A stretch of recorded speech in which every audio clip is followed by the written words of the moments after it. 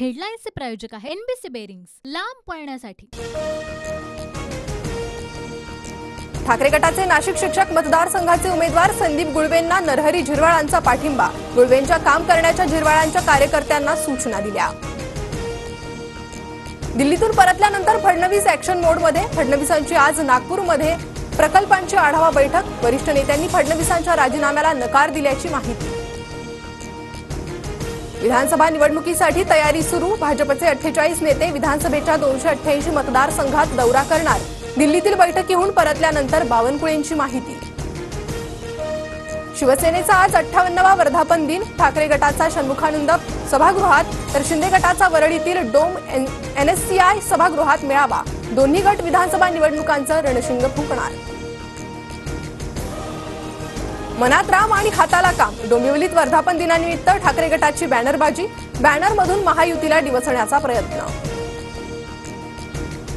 कार्यकर्त्यांना पटोलेंचे पाय धुतल्यानंतर भाजप आक्रमक। भाजप युवा मोर्चाच्या आज राज्यभर चिखल लगाव आंदोलन। पटोलेंच्या निवासस्थानी चोख बंदोबस्त।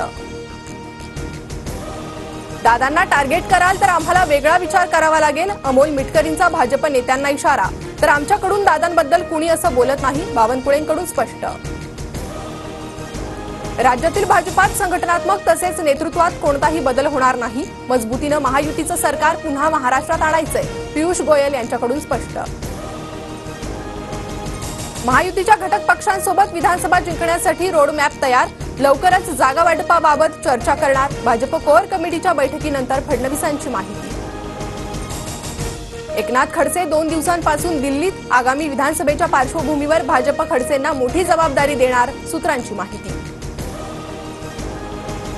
शरद पवार दुष्काळी भागाच्या दौऱ्यावर। आज अनेक ठिकाणी शेतकरी मेळावे घेणार, शेतकऱ्यांशी संवाद साधणार।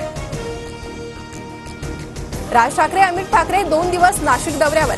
आज मनसे पदाधिकाऱ्यांसोबत बैठक, तर उद्या त्र्यंबकेश्वरच्या वारीमध्ये सहभागी होणार।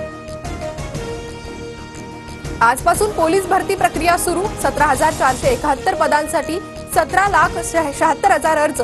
तर रत्नागिरीत पोलीस भरती दरम्यान पाऊस।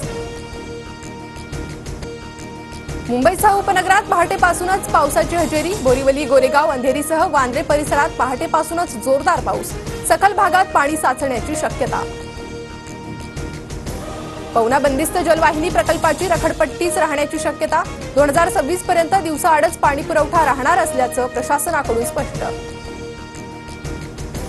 राज्यात आतापर्यंत सरासरीपेक्षा 3 मिलीमीटर जास्त पाऊस। कोकण विदर्भात मात्र पावसाचं प्रमाण कमी, तर मराठवाड्यात 63% पाऊस जास्त। पुढील 3 ते 4 दिवसांसाठी विदर्भ आणि मध्य महाराष्ट्राला हवामान विभागाकडून येलो अलर्ट। तर पुढच्या 5 दिवसात कोकणात मुसळधार पावसाची शक्यता। पाव नुर्मी गेम्समध्ये नीरज चोप्राची सुवर्ण कामगिरी। 75.97 मीटर भाला फेकत नीरजनं सुवर्ण पदकावर नाव कोरलं। रशियाचे राष्ट्राध्यक्ष व्लादिमीर पुतीन उत्तर कोरियाच्या दौऱ्यावर। उत्तर कोरियाचे राष्ट्राध्यक्ष किम जोंग यांच्याकडून पुतीन यांचं स्वागत। 2 बलाढ्य एकाधिकारशाहांच्या भेटीकडे जगाचं लक्ष।